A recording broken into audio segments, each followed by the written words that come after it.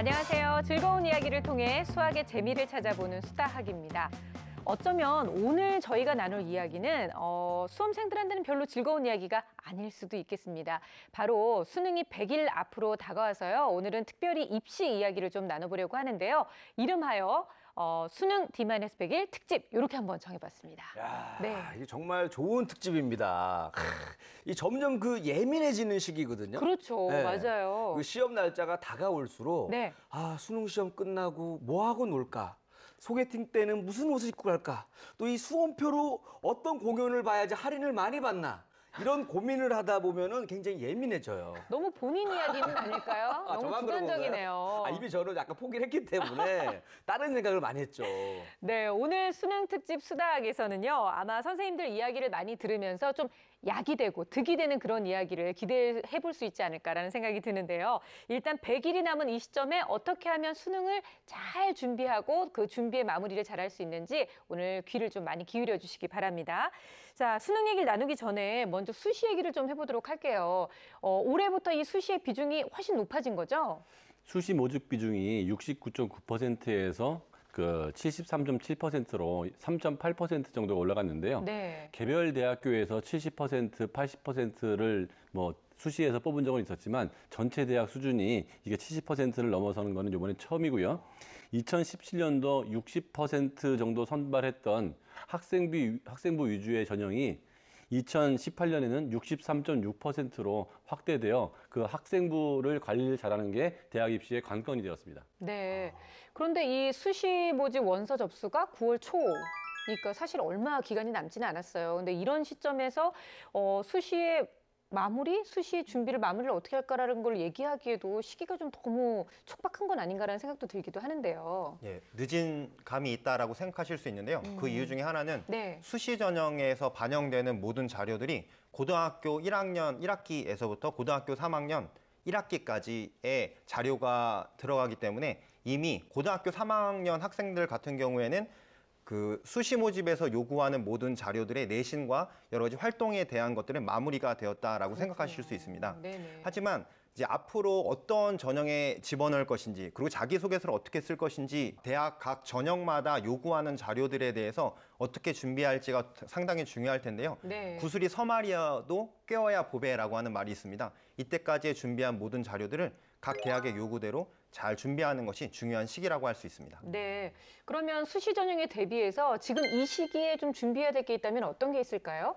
네, 학교 생활 기록부하고 더불어서 서류 면접 때 가장 중요한 게 자기소개서거든요. 네. 그래서 지금 자기소개서를 한참 작성하고 있을 텐데요. 무조건적인 자기 자랑만을 적어 놓는다면 안 되잖아요. 그래서 제가 몇 가지 중요한 팁을 전달해 드릴게요. 자기소개서를 쓸 때는 무엇보다 자신이 이제 노력을 했던 거나 의미를 부여했던 거, 어떤 것에 대해 노력했던 동기를 이렇게 진정성 있게 강조하는 게 좋고요.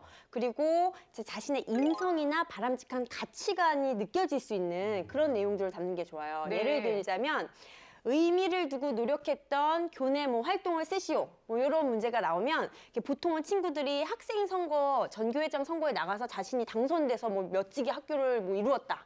또는 그거에 출마했던 경험들을 쓰는데 그게 아니라 나는 훌륭한 학생회장이 나와서 학교를 다루고 학생의 의견과 선생님의 의견을 잘 조율하고 이런 게 학교의 발전에 크다고 생각했기 때문에 내가 신뢰한 친구들을 돕기 위해서 선거운동원으로 열심히 활동했다.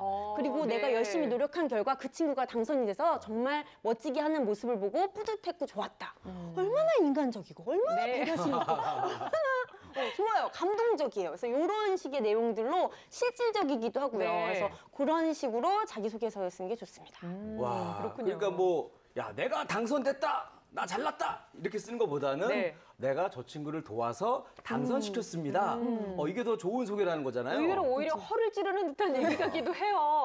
제가 다시 그 시절로 돌아간다면 네. 전 자기소개서를 이렇게 쓸 것 같아요. 어떻게 해요? 제가 학교 다닐 때 학생 선거에 나갔던, 회장 선거에 나갔던 친구를 도와서 저는 선거 캠프를 꾸리고 그 친구와 대결하는 상대 후보의 약점을 집요하게 캐서 아이들에게 알리고 심지어 가짜 뉴스까지 퍼뜨려서 내가 민우 후보를 당선시켰습니다. 네. 얼마나 더 인간적입니까? 뭐든지 다 하는. 차라리 그냥 수능 13점이 나요. 잘하나요? 그냥. 네네. 깔끔하게 떨어져 그냥. 그래요, 그래요. 아, 예. 그러다가는 뭐 대학을 가는 게 아니고 다른 데를 갈 가능성이 있어 보이고요. 그렇게 쓰면 안 되고요. 네.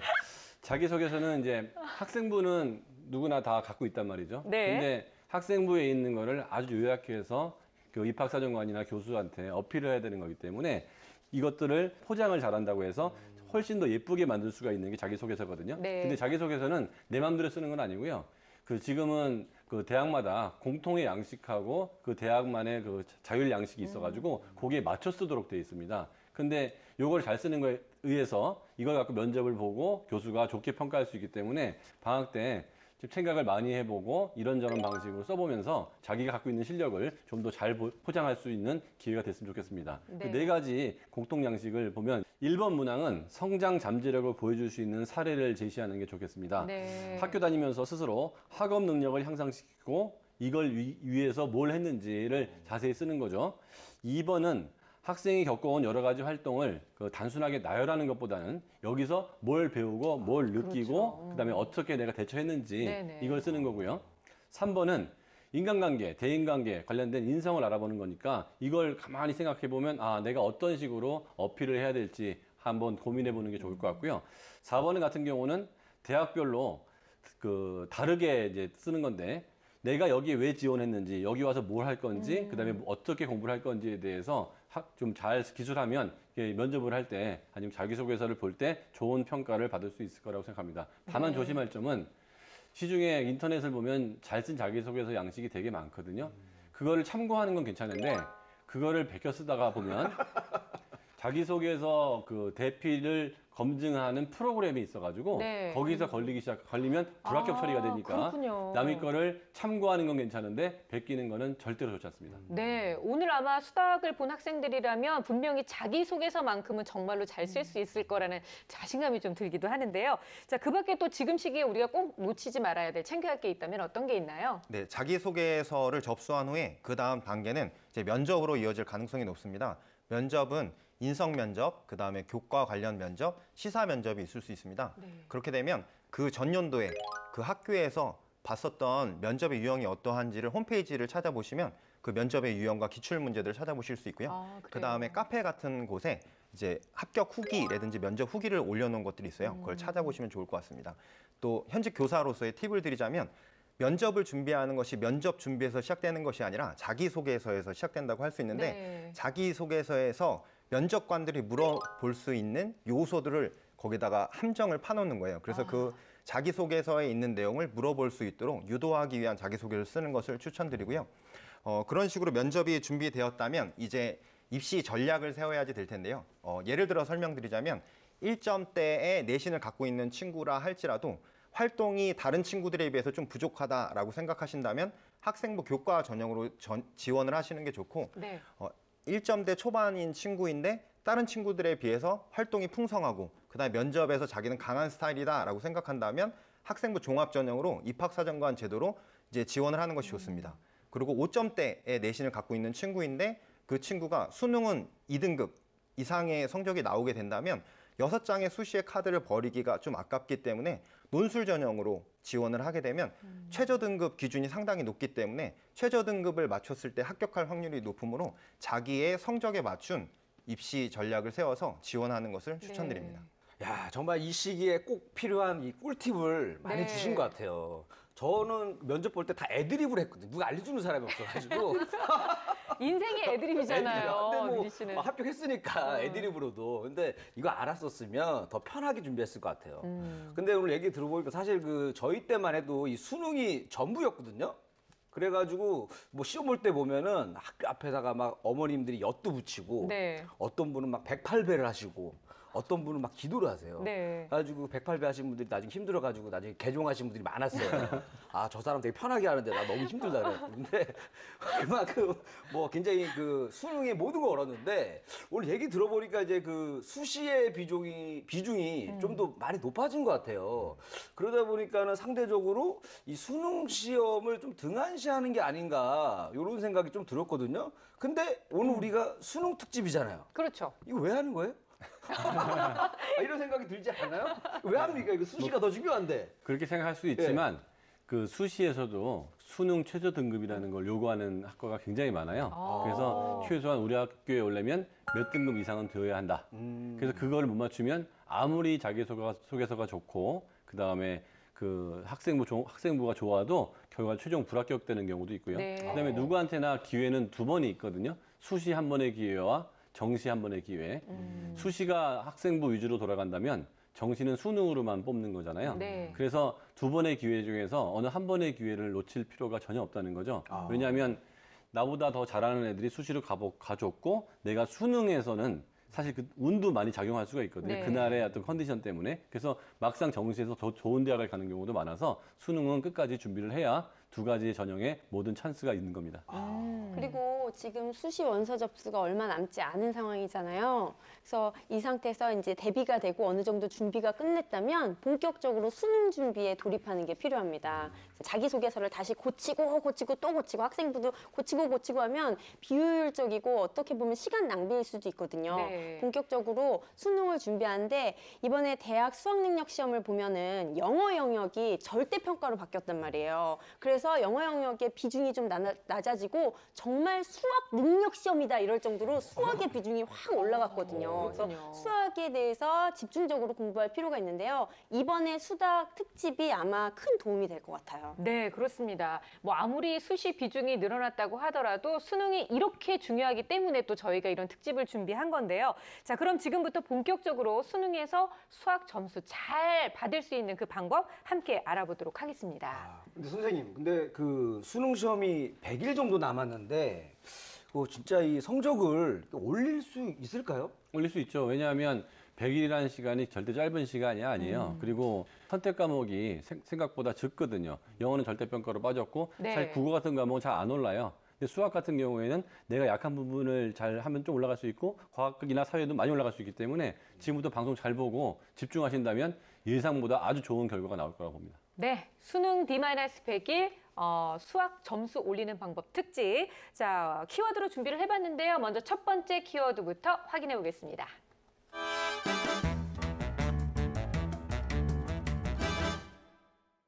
첫 번째 키워드는 개념 정리입니다. 그런데 사실 뭐 학부모님들도 그렇고 학생들도 그렇고 아니 개념 정리는 원래 1학년 때부터 그냥 시간 많을 때 하는 거거든요. 이렇게 얘기를 하실 것 같아서요. 선생님 이거 개념 정리하기에는 너무 지금 시간이 없는 거 아니에요? 그렇게 생각하실 수도 있죠. 그런데 수학 같은 경우 변별력을 높이기 위해서 여러 가지 개념을 복합적으로 적용하고 추론하고 계산하는 문제가 나오거든요. 그러니까 문제만 계속 풀다 보면 개념 정리가 안 돼 있으면 잘 모르는 거예요. 네. 그래서 시간이 아깝다고 해서 문제만 계속 풀 게 아니라 명확한 개념 정리가 아주 시급합니다. 네. 그렇다면 D-100일 딱 이 시점에 하는 개념 정리란 건 뭔가 좀 특별할 것 같아요. 그러니까 보통 때 하는 개념 정리라는 게 내용을 잘 이해하기 위한 개념 정리라면 그 100일 남겨놓고 개념 정리는 시험 점수를 올리기 위한 개념 정리니까 전혀 다른 거죠. 즉 내가 아는 개념은 정리할 필요가 없고요. 이제는 내가 모르는 개념 위주로 정리를 해야 되는데 그거는 이제 기출문제나 문제집을 풀다가 이게 왜 안 되지? 네. 그러면 그 문제만 안 풀리는 게 아니고 그 뒷부분에 개념이 정리가 안 돼 있는 것들이 많거든요. 그래서 모르는 거를 계속 열거하고 나중에는 모르는 거를 줄여가는 식으로 하면 이 개념 정리가 굉장히 의미가 있고 이 개념 정리를 잘하는 것만으로도 성적이 많이 올라갈 수 있습니다. 그렇군요. 근데 그 좋은 말씀이시긴 한데 네. 선생님 얘기하신 거 들어보면은 역시 또 상위권 학생들을 위해서 하는 얘기 같아요. 왠지 잘하는 애들한테는 이렇게 걔네들은 100일 갖고 됩니다. 근데 저같이 개념이 아예 안 잡히는 아이들한테는 네. 이 100일 갖고 안 돼. 한 200일, 300일 정도 아유, 있어야. 우리는 1000일 가지고도 안 됐었잖아요. 그렇죠. 그 정도 해야 되는데 너무 상위권 아이들을 위한 얘기가 아닌가 이런 생각이 드네요, 갑자기. 저도 사실 공감은 하는데요. 그런데 그렇기 때문에 성적별로도 개념 정리하는 방법이 좀 나뉘어야 할 것 같아요, 선생님. 네, 하위권 학생들에게는 개념 정리가 필요 없다라고 생각하실지 모르겠지만 하위권 학생들이 더욱더 개념 정리가 필요한 이유는 수능 나형 같은 경우에는 나오는 문제가 반드시 나오기 때문에 네. 나오는 문제에 대한 핵심 개념 정리하는 것이 상당히 중요한데요. 지금 저희 친구들이 열심히 하고 있어서 제가 잘한 친구들의 개념 노트를 갖고 와봤는데 한번 보여드리도록 하겠습니다. 어우, 글씨체 봐요. 아니, 이거 어디서 공부를 잘할 파는 거 아니에요? 너무 정리 그러니까 너무 말이에요. 잘했는데? 네. 정리를 너무 잘했죠. 지금 이 친구가 정리한 개념을 보면 함수의 연속과 미분 가능성에 관련된 문제에 대해서 정리를 하였습니다. 근데 이 문제 같은 경우에는 수능에 매년 출제되는 문제로 함수가 미분이 가능한가, 미분 불가능한가라고 네. 하는 개념에 대해서 정리를 해놓은 것인데요. 미분 가능성에 대해서 이야기할 때는 연속 함수인 것, 그 다음에 미분 계수가 존재한다라고 하는 두 가지에 대해서 이야기를 해야 되는데 연속에 관련된 세 가지 개념, 그 다음에 그 미분 계수의 정의라고 하는 부분에 대해서 잘 정리를 했고 이 친구가 참 잘한 것은 이 개념에 관련된 문제를 적음으로써 네. 이 개념이 어떻게 적용됐는가라고 하는 것을 문제와 풀이를 적어 놓아서 어떠한 개념을 모를 때에 이런 개념들을 적을 수 있다는 게 상당히 잘한 거고요. 이제 상위권 친구의 문제를 한번 보도록 하겠습니다. 네. 상위권 친구의 노트 필기를 보면 뭔가 포스가 느껴지시죠?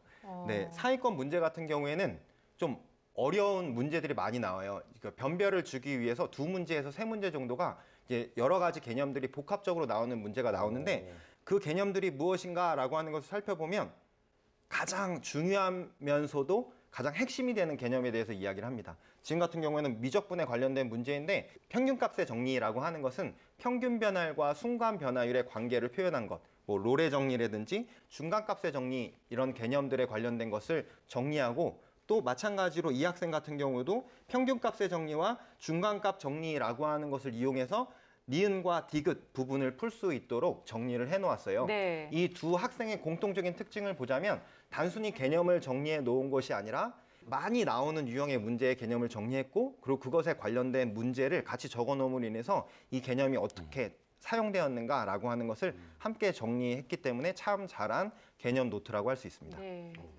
저도 노트를 하나 가지고 왔는데요. 이게 제 제자 중에 명문대 입학한 제자의 네. 개념 정리 노트를 가지고 왔어요. 근데 이 방법이 되게 좋은 게 이 친구는 개념 정리를 따로 하고서 그러니까 수능 되기 100일 전부터 이렇게 문제 유형별로 개념 정리를 했는데요. 문제들 중에서 한 개념이 아니라 두 가지 이상 개념이 섞여 있는 문제들이 있단 말이에요. 그렇죠. 그래서 네. 근데 그 문제의 개념 중에서 두 개의 개념 중에 주요 개념들이 있어요. 그럼 보통 친구들은 정리할 때 그 주요 개념에 대해서만 정리를 하거든요. 근데 이 친구는 자주 틀리고 자주 나오는 그 유형에 대해서 두 가지 개념을 풀이 과정을 쓰고 그 옆에다가 그 개념들을 정리를 해놨던 거죠. 네네. 그러니까 이 노트에 이렇게 개념 정리한 것만 보게 되면 그 개념을 섞을 때 출제하시는 분도 섞이는 개념들이 비슷비슷해요. 그래서 요 유형을 통해서 자기만의 그 약한 부분을 개념 정리를 완벽하게 해서 네. 성공적으로 수능을 치렀습니다.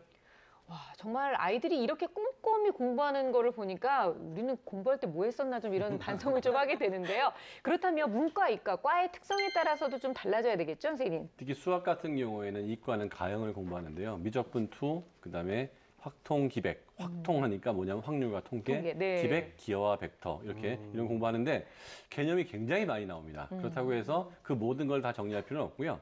내 수준에 맞는 내가 잘 어려워하는, 내가 그다음에 자꾸 틀리는 그 부분 정리하는 게 중요하고 나형은 그거에 비해서 훨씬 더 쉽거든요. 문과 수학인데요.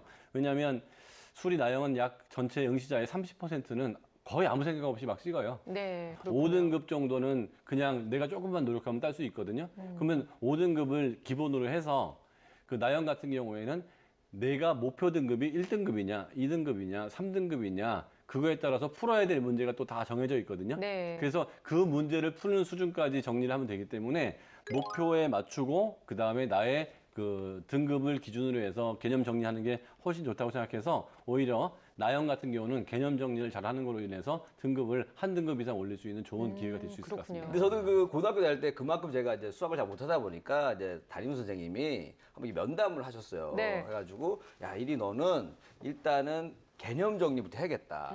갖고 이 개념을 다 적으래요 그냥. 그러니까 막 이렇게 적다 보니까 이해를 해야 되는데 선생님한테 이제 안 혼나려고 적는 게 돼가지고 거의 그 찰리 채플린의 그 모던 타임즈처럼 계속 이것만 하고 있는 거예요. 그러니까 그 개념만 적고 있는 거죠. 머리는 하나도 안 들어오고 요것만 하고 있으니까 네네. 도움 별로 안 됐어요. 아니 그러니까 어떤 학생들한테는 이 개념 정리 노트 같은 걸 이렇게 딱 만드는 게 굉장한 시간 낭비가 될 수도 있는데 좀 주의해야 될 점이 있다면 어떤 게 있는지 알려주세요. 네, 딱 1위씩 같이 안 하면 되는 건데요. 이리 씨가 정말 중요한 부분을 짚어주셨어요. 오. 지금 100일 남았는데 학생들 중에 무조건 처음부터 끝까지 중요한 개념들을 정리하는 친구는 잘못하고 있다라고 하는 겁니다. 여기서 중요한 포인트는 내가 아는 것과 모르는 것을 구별을 하고 모르는 것에 초점을 맞춰서 개념을 정리하는 것이 너무나 네. 중요하겠고요. 그렇기 때문에 지금 자기주도 학습 능력이 가장 빛을 발할 때라고 할 수 있습니다. 학원에서 혹은 인강에서 정리해주는 개념을 전부 다 보는 것이 아니라 자기 스스로 모르는 것을 선택해서 하는 것이 중요한데 이것이 가능한 이유는 뭐냐면 아까 전에도 말씀드렸듯이 나형 같은 경우에 이제 나오는 유형이 이미 결정되어 있기 때문에 그 문제들을 풀면서 내가 아는 것과 모르는 것을 구별하고 모르는 것에 대한 정리를 하다 보면 네. 생각보다 적은 양으로 개념을 정리할 수 있게 된다는 걸 알 수 있습니다. 제가 토달긴 싫은데요. 근데 다 모르면 어떡해요? 이리 씨는 다 몰랐죠. 그래서 다 적은 거예요. 지금 왠지 공부 잘하신 분들은 잘 이해할 수 없는 얘기라서 이게 다 나라도 모르는 이해해줄게요. 경우에는 수학을 빼고 사회를 정리하는 게 아, 차라리. 이랬었으면 차라리 다른 걸 더 맞췄을 텐데. 네, 수능이 이제 100일 남은 이 시점에서 저희가 처음부터 개념을 다 다시 정리해야 하는 그런 것보다는 내가 아는 것과 모르는 것을 다시 한번 구분해서 내가 모르고 취약했던 부분을 정확하게 개념 정리하라는 거 꼭 기억해 두시기 바라겠습니다. 자, 수다학 수능 D-100일 특집 함께하고 계시는데요. 두 번째 키워드 함께 보죠.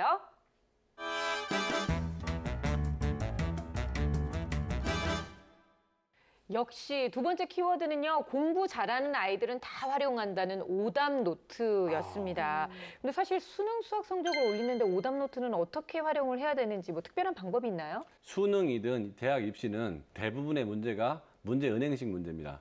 문제 은행식 문제는 한 사람이 여러 문제를 출제했어요, 이미. 네. 그리고 그중에서 고르거나 일부 문제는 새로 첨가를 하는데 문제를 만든다는 게 이렇게 쉬운 게 아니에요. 그래서 A라는 교수가 여러 문제를 출제하는데 그 사람이 쓰는 표현들이나 그 사람이 좋아하는 영역들이 정해져 있고 그다음에 함정도 비슷하게 파거든요. 네. 그래서 내가 어느 부분을 틀렸다고 하면 그 기출 문제 위주로 오답 노트를 만드는 게 중요하지 시중에 참고서 위주로 오답 노트를 만드는 건 그렇게 중요하지 않아요. 왜냐하면 기출 문제를 중심으로 오답 노트를 만들어야 그 근처에서 여러 문제가 출제되어 있고 유형도 비슷하게 나오고 함정도 비슷하기 때문에 틀린 거 하나를 놓고서 거기에 개념 노트가 같이 들어가야 돼요. 오답과 개념, 오답과 개념. 그래서 그다음에 오지선다로 있으면 그 문장 하나를 만들기 위해서 굉장히 고생을 했거든요. 네. 이게 되는 이유, 안 되는 이유, 되는 이유, 안 되는 이유를 다 같이 적으면서 오답 노트를 만들면 한 오답 노트에 어떨 때는 2장, 3장이 넘어갈 때도 있어요. 그게 처음엔 이렇게 늘어나다가 나중에 완벽하게 개념이 이해가 되면 오답 노트 자꾸 줄어들어가지고 마지막에는 시험 당일날 그거 한 것만 딱 들고 가서 이렇게 보다 보면 의외로 기출문제를 위주로 만든 오답 노트이기 때문에 시험 적중률이 굉장히 높아서 거기에 나온 것들이 2-3문제, 3-4문제 더 맞는 바람에 등급이 훅 올라가는 경우가 의외로 많이 있습니다. 아우, 안 됩니다. 저는 이 의견에 반댈세. 왜냐면은 네. 공부 잘하는 아이들은 이 오답 노트가 좀 얇아요. 그래요. 몇 문제 안 틀리니까. 아, 몇 장 갖고 와서 이렇게 싹 보더라고요. 시험 볼 때 몇 개 안 보면 되는데 저희 같은 애들은 오답 노트를 만들어도 A4용지로 이만큼이에요. 끌고 가야죠. 끌고. 이거 수레에다가 손수레로 싣고서는 수능 시험에 가가지고 이거 보기가 너무 힘들어요. 네. 그렇기 때문에 또 시간도 100일밖에 안 남았는데 그 어느 세월에 이거 정리하고 있습니까? 힘들 것 같아요. 그러니까. 그래서 제가 획기적인 오답 노트 작성법을 안내해 드리려고 정말요? 해요. 네. 오답 노트는 충분히 강조해도 그만큼의 가치가 있는 정말 좋거든요. 그래서 활용을 했을 때 문제집을 직접 오답 노트로 활용하는 거예요. 기출 문제집을 하나 구입을 하셔가지고 먼저 문제를 쭉 풀어요. 그다음에 틀린 부분을 아까 그 명문대에 입학한 친구 요 윗부분처럼 네. 세 칸을 네모 세 칸을 만들어요. 오. 그래서 한 번 틀리면은 그 틀린 표시를 하는 거죠. 네. 그래서 틀린 문제에 대해서 해설집이나 그의 개념 정리를 보고서 이해를 분명하게 하는 거예요. 네. 이해하고 며칠 뒤에 다시 체크된 문제를 풀어봐요. 그래서 맞으면은 이게 자기 것이 된 것이지만 또 틀렸으면 두 번째 문항에 체크를 하고 이제 이 문제집을 오답 노트화 해서 그 관련된 부분에 핵심 정리를 간단하게 적는 거예요. 네. 그리고 한 번 더 시간이 흐른 뒤에 세 번째 다시 도전을 해서 그 문제를 풀고 핵심 정리를 보면서 틀렸다고 하면 한 번 더 푸는 거고 그렇게 3번 정도를 풀게 되면 그 문제는 자기 게 됩니다. 그래서 실제로 제가 활용했던 방법이고 꼭 네. 문제집을 활용한 오답 노트 추천합니다. 네네. 희진 쌤이 상당히 중요한 말씀을 해주셨는데 오답 노트를 줄여가는 것이 너무나 중요한 거죠.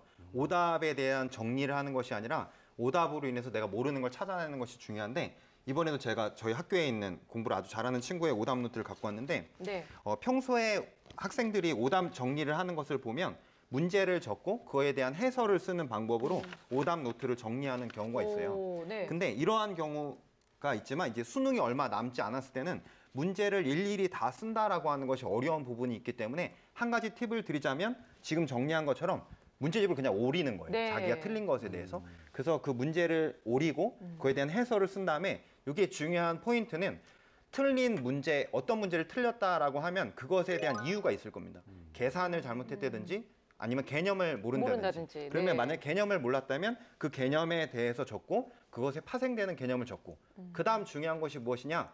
그 다음번에 또 틀린 문제가 있을 경우 오답 노트의 뒷면에 같은 유형의 문제들을 같이 붙여놓다 보면 아 나는 이런 유형의 문제를 틀리는구나 여기선 실수를 하면 안 되겠구나 네네. 라고 하는 것을 알 수 있기 때문에 한 오답 노트를 정리한 후 2장 정도를 비워놓고 거기에다가 비슷한 유형의 문제들을 붙이는 것을 추천드립니다. 나 갑자기 생각난 거 있는데요. 왜요? 저 문제 뒤편에 그 문제도 난 또 틀렸어. 그럼 어떻게 해? 항상 그렇더라고요, 저는. 전 그랬었어요. 이리 씨는 아, 왜 저는 동의를 안 해요? 아니, 저는 뭐 그 책 한 권이 거의 다였기 때문에. 그러니까 뭐 특별히 그냥 문제집 자체가 오답 노트거든요, 나한테는. 아, 네, 맞아요. 이거 그대로 갖고 다니면 되는데 좀 굳이 적어야 되나 네. 이런 생각을 많이 했는데. 그러니까요. 오늘 딱 들으면서 느낀 게 이거 결국 또 학교 다닐 때랑 비슷해요. 선생님들이 결국 처음에는 다 너희들 다 좋은 대학교 가야지 이렇게 얘기하시다가 네. 시간이 지나고 한 좀 약간 가을 정도 오잖아요. 몇 명의 학생들하고만 뭔가 교감하는 그렇죠. 느낌이 들었어요. 지금 오늘 분위기가 약간 이런 분위기입니다. 우리만 뭔가 좀 동떨어지는 느낌 들잖아요. 점점 시간이 갈수록 소외되고 결국 또 이 공부 잘하는 아이들을 위한 또 내용이 아닌가. 뭔가 걱정이 왠지 돼요. 저만 중간에서 굉장히 동분서주하고 있다는 느낌이 들어요. 이 중간에서.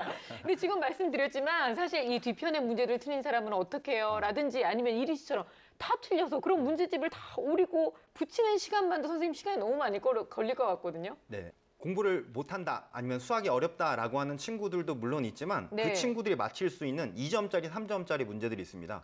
근데 2점짜리, 3점짜리 문제를 합쳐놓으면 48점, 즉 반절 정도나 돼요. 아, 정말요? 네, 그렇기 때문에 그 유형 중 내가 맞출 수 있는 문제를 점점 쌓아가는 것이 중요한데요. 저희 학교 학생 중에 한 명이 정리한 오답 노트 또 보여드리도록 할게요. 네. 이 친구가 정리한 이 문제 같은 경우에는 3점짜리 3점짜리네요. 문제인데 이 친구도 마찬가지로 문제를 오려서 붙여서 시간을 줄였고요. 그것에 대한 풀이를 적은 후 이 친구가 참 잘한 것은 이 문제에 대한 핵심 개념뿐만 아니라 파생되는 개념에 대해서도 아, 적고 네. 그것에 대한 유사 문제를 여기에다 적으면서 비슷한 문제들은 우리가 똑같이 실수를 할 수 있는데 이렇게 풀면 되겠구나. 그 다음 단계 문제는 어떻게 풀면 되겠구나. 네. 발전적인 방향으로 오답 노트를 정리해서 참 잘한 오답 노트라고 할 수 있습니다. 선생님들 다 좋은데 네. 3점짜리 문제가 쉬운 문제라는 말은 좀 취소해 주세요. 왜 자존심에 좀 어려운 상처가 문제인데. 되나요? 네. 그렇군요. 그러니까 이런 문제의 유형을 익히다 보면 이렇게 어려워 보이는 문제가 나중에 쉬워지니까 이제 수학 공부하고 싶은 맛이 나겠죠. 네. 아, 노트만 봐도 다시 저때로 돌아가고 싶다는 생각이 들죠. 그렇진 않아요? 나는 너무. 자, 그러면 오답 노트를 정리하는 데 있어서 지금 이제 100일밖에 안 남은 이 시점에 꼭 주의해야 될 점이 있다면 어떤 게 있을까요? 정리하기 위한 오답 노트가 아니고 보기 위한 오답 노트를 만들어야 된다는 거죠. 그렇네요. 그러니까 어떤 사람이 정리하는 걸 좋아해서 열심히 정리하다 보니까 정리된 참고서하고 내용이 똑같더라. 네. 이런 경우도 있거든요. 맞아요, 맞아요. 뭐하러 한 거예요, 도대체? 그렇죠. 그렇죠? 그래서 내가 보기 위한 거고 오답 노트는 시험 보기 일주일 전, 전날, 당일날 뭔가에 집중할 수 있는 거리를 만들기 위한 거기 때문에 네. 예쁘게 만드는 것보다는 내가 보기 위한 오답 노트가 되게 중요한 것 같고요.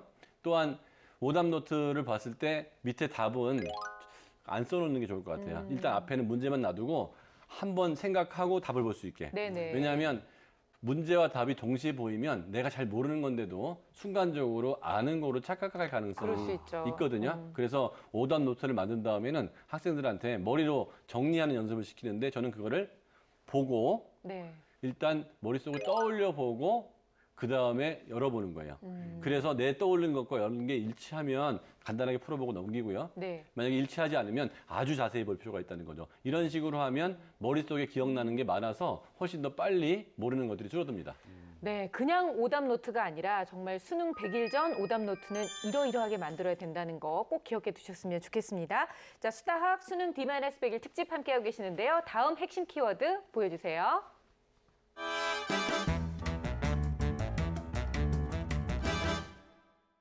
네, 수능 수학의 성적을 올리는 방법. 마지막 키워드는 바로 기출문제였습니다. 뭐 물어보나 마나 기출문제는 정말 중요한 거죠, 선생님? 네, 맞습니다. 기출문제 상당히 중요한데요. 그 중에서도 정말 중요한 기출문제 3개를 뽑자면 네. 6월 모의고사 기출문제, 9월 모의고사 기출문제, 전년도 수능 기출문제 세 가지가 상당히 중요합니다. 네. 6월과 9월 기출문제를 분석하다 보면 올해의 수능이 어떠한 추세로 나올 것인지 실제 경향에 대해서 명확하게 분석할 수 있고요. 그래서 기출문제, 특히 6월, 9월 전년도 수능 문제를 다시 풀어볼 것을 추천합니다. 네. 그러니까 그 어렸을 때 풀었던 그 모의고사 이렇게 생각하면은 네, 우리 맞습니다. 어른들도 쉽게 이해가 될 것 같은데요. 그쵸. 사실 근데 이게 그 기출 문제 많이 풀면 도움이 될 것 같지만 저 같은 경우는 좀 도움이 안 된 게 이게 풀면 풀수록 자신감이 점점 떨어져. 이게 자신감이라도 있어야지 좀 맞아요. 시원시원하게 뭔가 좀 하는데 자꾸 움츠러드는 거예요. 찍는 것도 안 되는 걸 이게 확인하게 자꾸, 되거든요. 자꾸 내가 이렇게까지 몰랐나 하면서 자괴감이 들면서 오히려 기가 죽어 갖고 나한테 좀 방해가 됐는데 네네. 정말 도움이 되는 거 맞습니까 이거? 그러게요. 아니 근데 기출 문제도 뭔가 효율적으로 풀어볼 수 있는 방법이 있을 것 같아요. 기출문제라 하면 두 가지가 있거든요. 단원별로 정리되어 있는 그야말로 기출문제가 있고요. 그게 모의고사 형태로 되는 기출문제가 있는데 저는 모의고사 형태로 된 기출문제 얘기를 좀 하자면 그 같은 시간 내에 푸는 연습을 해야 되는 거고 실제로 그 답을 기표하는 시간까지 있기 때문에 원래 주어진 시간보다 10분에서 15분 더 짧게 그 시간을 정해놓고 풀고 검토까지 할 수 있는 시간을 가지면 좋겠고요. 네네. 그다음에 이제 얼마 안 남았으니까 일주일에 한 번 혹 2주에 한 번은 시험 보는 거와 똑같은 순서대로 같은 시간대에 주말을 이용해서 1교시, 2교시, 3교시, 4교시 이런 식으로 문제를 푼다면 그 시간 배분이나 그 환경이 익숙해져서 한두 문제 정도는 더 맞을 수 있는 가능성이 있습니다. 네.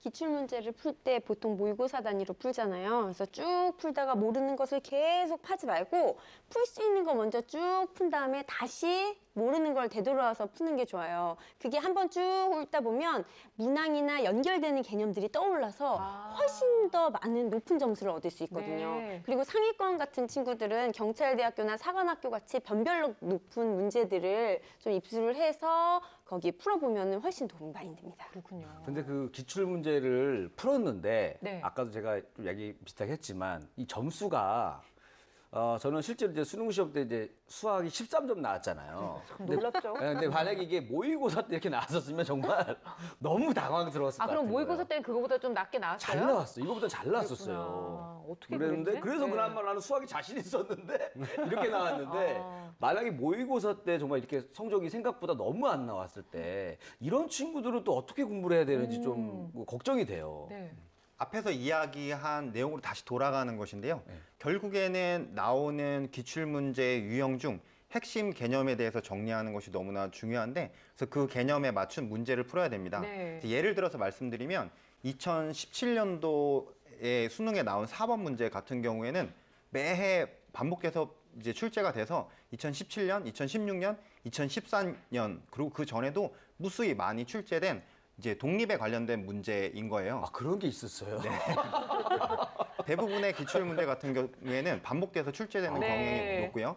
그리고 이제 이 문제 같은 경우에는 정답률이 92%나 되는 거예요. 즉 8%의 학생만 틀리고 나머지 학생들은 아 모르죠. 그 13점 중에 그게 있었을 수도 있는 거예요. 찍은데 맞췄을 예. 수도 있지만 네, 대부분의 학생들은 맞히는 유형의 문제라고 할 수가 있어요. 그러면 이런 유형의 문제 같은 경우에는 핵심 개념을 파악하고 그것에 대한 문제를 맞춰야 되는데 네. 이게 왜 중요하냐면 기본 문제로 나오는 것은 다른 문제로 이어지는 경우가 많아요. 지금 독립에 대한 개념을 안다라고 하는 것은 결국엔 독립 시행에 관련된 문제인 거고 독립 시행에 관련된 문제를 아는 것이 이항분포, 이항분포랑 이어져서 결국에는 정규분포까지 이어지는 확률과 통계의 전반적인 것에 다 영향을 미치기 때문에 기본적인 개념을 잘 익히는 것은 결국에는 이제 기초가 되어서 수능 성적을 올리는데 많은 도움을 줄 것입니다. 네. 그러면 이제 6월은 지나갔고요. 9월 모의고사가 남아있는 거잖아요. 좀 어떻게 준비하면 도움이 될지 알려주세요. 9월 3일 평가원 모의고사하고 수능하고 연관관계가 제일 높기 때문에 네. 이걸 잘 보는 학생들은 굉장히 기분이 좋을 거고 못 보는 학생들은 굉장히 우울할 텐데 그렇죠. 특히 이때는 재수생들이 대거 같이 시험을 치기 때문에 내가 원래 나오는 등급보다 덜 나올 가능성도 좀 있거든요. 네. 그래서 이 9월 모의고사를 잘 본다는 게 11월까지 나의 그 마인드를 좀 좋게 가져갈 가능성이 있어서 3기년도 수능 기출문제를 다 한번 풀어보고 그다음에 9월 모의고사도 작년 것도 풀어보고 올해 6월 모의고사도 잘 분석해서 9월 모의고사는 사실은 모의고사지만 진짜 수능을 대비하는 마음으로 잘 봐서 여기서 성적이 좀 좋게 나온 다음에 이 좋은 느낌을 11월까지 가져가는 게 아주 중요할 것 같아요. 그렇네요. 수능이 가까워지면 학원에서 보통 봉투형 모의고사를 많이 보거든요. 근데 보면은 그거에 이제 시간 측정도 되면서 연습용으로 많이 푸는데 이렇게 난이도나 정확성이 조금 떨어지는 경우가 있어서 네. 그거에 점수에 막 이렇게 일희일비하지 말고 보통 학교 선생님이 추천해주는 기출문제 중심으로 네. 공부를 하는 게 좋을 것 같아요. 그리고 보면은 수능 문제에서 28문제 같은 경우는 기존에 있었던 유형이나 그런 출제했던 문제들을 반복해서 나오거든요. 네. 그리고 두 문항 정도만 신유형의 문제가 나온단 말이죠. 이 말은 28개 정도는 이미 풀이법이나 유형 틀이 정해져 있다는 말이에요. 그러니까 기출문제가 얼마나 중요하겠어요. 그러니까 기출문제 중심으로 적극적으로 이렇게 3기 학년의 그 기존의 문제들을 계속 반복해서 풀어보는 것도 큰 도움이 됩니다. 네. 오늘은 뭐 수능 D-100일 이렇게 얘기했지만 이제 곧 바로 이제 50일밖에 안 남았어요. 한 달 남았어요. 열흘 남았어요. 뭐 이럴 거 아니에요. 그 뉴스 보면 써 있잖아. 그러니까요. 며칠 남았다고. 네, 그러면서 이번 수능에는 날씨가 어떨 것 같습니다. 이런 얘기 나올 때마다 학생들 마음이 정말 많이 싱숭생숭하고 너무 긴장도 많이 될 것 같은데 좀 도움이 될 만한 얘기 좀 해주세요. 네, 이제 50일이 남았다 하면은 9월 모의고사 이제 성적이 또 나왔을 거고 네. 그렇게 되면은 학생들의 마음이 자기가 성적이 어떠냐에 따라서 자만을 할 수도 있고 실망을 해가지고 좀 어려울 수도 있습니다. 근데 지금부터 가장 중요한 것은 마인드 컨트롤이라고 할 수 있어요. 자기가 만약에 9월 모의고사에서 틀린 문제들이 많다면 오히려 수능에서 틀린 게 아니기 때문에 정말 다행인 거죠. 다행이죠. 자기가 모르는 부분에 대해서 보완할 수 있는 부분이 될 것이고요. 잘 본 친구가 있다면 그 컨디션을 이어가면 좋겠다라는 생각이 듭니다. 여기서 제가 이제 현직 교사로서 드릴 수 있는 팁이라고 하는 것은 친구들 중에 대역전을 하는 친구들이 있는데 노하우를 봤더니 맞았었던 문제의 풀이가 옳은 풀이인지를 보는 거예요. 즉 내가 풀었는데 그냥 약간 느낌으로 푼 문제가 있고 그럴 때가 있잖아요. 예, 네. 정통법으로 푼 경우가 있단 말이죠. 그렇다면 틀린 문제 말고 맞은 문제에 대해서도 내가 여기에서 말하는 개념과 핵심 풀이가 무엇인지를 분석한 후 그 문제가 전부 다 오답도 정리되고 맞은 문제에 대해서 정리가 되었다면 그러면 그 정통법으로 푸는 풀이로 이제 수능 시험을 보는 것처럼 하되 시간을 60분으로 줄여서 문제를 풀어보는 거예요. 네. 그래서 60분 안에 정통풀이법으로 이걸 풀 수 있도록 3번이고 4번이고 5번을 반복하다 보면 수학 실력이 급 상승하는 네. 노하우라고 할 수 있겠습니다. 이거는 굉장히 공부 잘하는 아이들이거든요. 이게 열심히 듣다가 이건 내 얘기가 아니구나 이런 생각이. 아니 어차피 맞췄는데 뭐 정통법이면 어떻고 뭐 옆으로 맞으면 어떻습니까? 그만큼 이제 완벽을 기하자는 우리 이렇게 말씀이시겠죠? 생각하는데. 네. 그 9월 모의고사가 끝난 다음에는 이제 그게 어느 정도 결정된 거거든요. 네. 그 강점, 약점을 딱 있을 거예요, 자기가. 그러면 강점은 어느 정도까지 강점을 유지할 건지, 약점은 어느 정도까지 보완할 건지를 계획을 세워야 돼요. 내가 만약에 3등급인데 1등급을 목표로 한다 그러면 실제로 공부가 힘들어지거든요. 네. 3등급이면 1등급, 2등급까지는 가겠다. 그래서 자기가 예측 가능한 정도의 목표와 시간 계산을 해야 될 것 같고요. 그 대학마다 표준 편차, 표준 점수로 그 점수를 쓰는 데가 있고 100분위로 쓰는 데가 있거든요. 100분위로 쓰는 데가 또 나한테 유리한 경우가 있어요. 수학 성적이 좀 안 좋은 아이들은 오히려 100분위 성적이 더 유리할 수도 있고 네. 어떤 아이는 표준 점수가 유리한 아이도 있거든요. 그래서 내 과목별 점수에 따라서 가중치가 있는 학교, 없는 학교, 표준 점수, 100분위 학교마다 점수 반영 비율이 다르기 때문에 가장 내 점수에 유리한 쪽의 학교를 어느 정도 정하고요. 그 유리한 학교 중에서도 1순위, 2순위, 3순위가 있어요. 그러니까 같은 방법으로 정했는데 학교 순위가 있거든요. 그 선에서 가군, 나군, 다군 중에서 여기서 어느 정도 결정해서 그걸 목표로 공부하면 아무 생각 없이 다방면으로 공부하는 아이들보다 입학 가능성은 훨씬 높아집니다. 네. 야, 오늘 사실 그거 다 좋은 얘기예요. 그럼요. 하지만 그 시험이라는 거는 이 평상시 실력으로만 가는 게 아니에요. 그 당일날의 컨디션, 운도 따라서. 운도 있어야 되는 거예요. 맞아요. 사실 저도 그 시험 전날에 네. 이 고민도 많고 걱정도 되고 해가지고 잠을 잘 못 잤어요. 왜냐하면 그 수능 시험 끝나고 이제 뭐 하고 놀지 이런 생각 때문에 그 설레어가지고 잠이 안 네네. 와가지고 시험 막상 치는 시간에는 피곤해가지고 그냥 꾸벅꾸벅 졸았단 말이에요. 갖고 사실 몇 문제를 그러니까 풀었다가는 말 못하겠고 찍어야 되는데 몇 개 또 못 찍었어.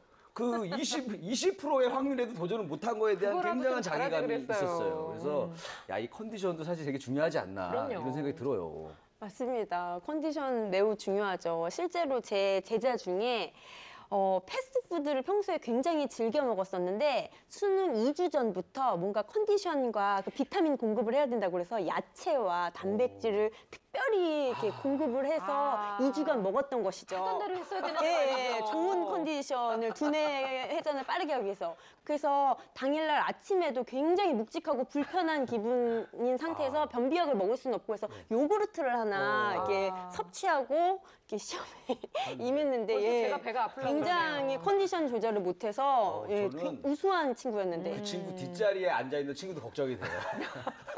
뭔가 집중하고 있는데 무슨 누가 점심을 뭐 다른 걸 야. 싸웠나 하면서. 그래서 실화거든요. 네. 그래서 그렇게 더 특별히 신경 쓴다고 하다가 그 컨디션 조절에 실패할 수가 있습니다. 그래서 수험생이 딱 이제 100일 전쯤 되면은 먼저 이제 바른 자세로 앉아서 공부를 하고 중간중간 스트레칭을 해주면서 피로를 네. 풀어주는 게 굉장히 중요하고요. 그리고 보통 이렇게 문제 풀다가 이렇게 엎드려서 쪽잠을 자는 경우가 많은데 잠시 동안 자더라도 편안한 자세에서 숙면을 취하는 게 굉장히 효율적입니다. 그리고 이제 친구들이 보면은 이제 면역력을 잘 관리해야 돼요. 그래서 특히 감기 같은 거 걸리면은 그렇죠. 안 되니까 날씨 잘 주의해서 옷도 잘 입고 다니고 습도도 관리하고 요즘에는 미세먼지가 굉장히 치명적이거든요. 일단 목에 뭔가 칼칼한 게 걸리면 한 2주, 3주 계속 지속되기 때문에 그런 걸 잘 체크하면서 네. 관리하는 게 매우 중요합니다. 그리고 마지막으로 가장 중요한 것은 수능 한 달 전에 매일매일을 수능 당일이라고 생각하고 예행 연습을 하는 거죠. 네. 그리고 문제 같은 거를 풀 때도 실제로 시계를 측정하면서 수능 당일날대로 그 프로그램대로 네. 시간을 맞추면서 모의고사도 풀어보면서 그렇게 컨디션도 조절하고 긴장감도 조절하면서 연습을 하다 보면 실제 수능 당일에는 덜 긴장되고 좋은 컨디션으로 문제를 풀 수 있을 겁니다. 정말 뭐 말로야 그렇지만 한 달 전부터 나는 맨날 수능일이야라고 생각하면 악몽이 계속해서 반복되는 느낌일 것 같은데요. 실전 느낌으로 어머니가 거기 선생님처럼 계속 왔다 계속 갔다 왔다 갔다? 하면서 컨닝하지 마 하면서 왔다 갔다 하면서 하는 거야. 실전처럼. 아니 근데 이런 얘기를 지금 하니까요. 저 막 손에 막 땀이 쥐어질 정도로. 근데 이게 학생 입장도 그렇지만 사실 그 옆에서 더 가슴이 타들어가고 뭐 도와줄 것도 없는데 속 타는 거는 부모님들이시거든요. 부모님들은 정말 어떤 마음과 또 어떤 뭘 해줄 수 있을지 좀 알려주세요, 선생님. 일단 마음가짐은 수능일은 나쁜 날이 아니고 제일 좋은 날이잖아요. 이제는 해방되는 그럼 날이니까요. 그걸 꼭 나쁜 날이라고 자꾸 생각을 하는데 아, 수능일은 그러네요. 이제 고등학생이 끝나고 정말 아름다운 대학생으로 가는 그 마지막에 산고의 아픔이 있는 그날이기 네. 때문에 그게 나쁘게만 생각할 건 아니고요. 엄마도 자꾸 걱정 어린 표정으로 자꾸 물어볼 필요가 없어요. 안 그래도 애가 떨리는데 그쵸, 괜찮아 맞아요. 괜찮아 하는 것도 자꾸 그 더 안 괜찮아지니까 그냥 오히려 좀 무덤덤하게 애가 뭐 도와달라면 도와주고 내가 알아서 도와주지 않는 게 오히려 애의 마음에는 플러스가 되는 것 같아요. 네, 아, 맞습니다. 근데 오늘 좀 도움이 많이 됐어요. 그쵸. 제가 그 예전에 그 수능 시험 때 수학을 13점 맞았는데 네. 오늘 선생님들 얘기, 왜 이렇게 크게 웃으세요? 얘기를 쭉 들어보니까 내가 이런 걸 좀 잘 활용했으면 그러니까. 이 시점 보태서 한 네. 33점은 맞았을 것 같은데 이런 생각이 드는데 아마 답안지를 밀렸었어도 33점 맞았어요. 아니 특히 오늘 희진 선생님 얘기가 제일 도움이 많이 됐어요. 아, 그래요? 특히 이거 시험 볼 때 스트레칭 하라고 하는 거. 다 스트레칭 옆 사람 거 보기 좋잖아요. 탁 하면서. 이렇게 하면서 이렇게 옆 사람 거 보기 아주 좋거든요. 그걸 진작에 알았어야 되는데. 진짜 알았어야 되는데 이거. 참. 자, 오늘 수학에서는요, 이렇게 수능 100일 앞두고 어떻게 하면 수능의 수학 점수를 높일 수 있는지 정말 고급 수학 정보들을 다 쏟아 부어 드렸습니다. 저희가 말씀드렸던 개념 정리, 오답 노트, 그리고 또 마지막 뭐였었죠? 기출 문제 기출 문제 이렇게 세 가지 절대 놓치지 마시고요. 정말 마지막까지 최선을 다해서 최상의 성적을 얻을 수 있기를 바라겠습니다. 아마 수학을 보신 분들이라면 충분히 그럴 수 있지 않을까라는 생각을 좀 가져봅니다. 자, 앞으로도 수학 고민 또 수학에 대한 궁금증 있으시면요. 저희 수학 홈페이지를 통해서 여러분들 글 많이 남겨주시기 바랍니다. 오늘 여기까지입니다. 고맙습니다.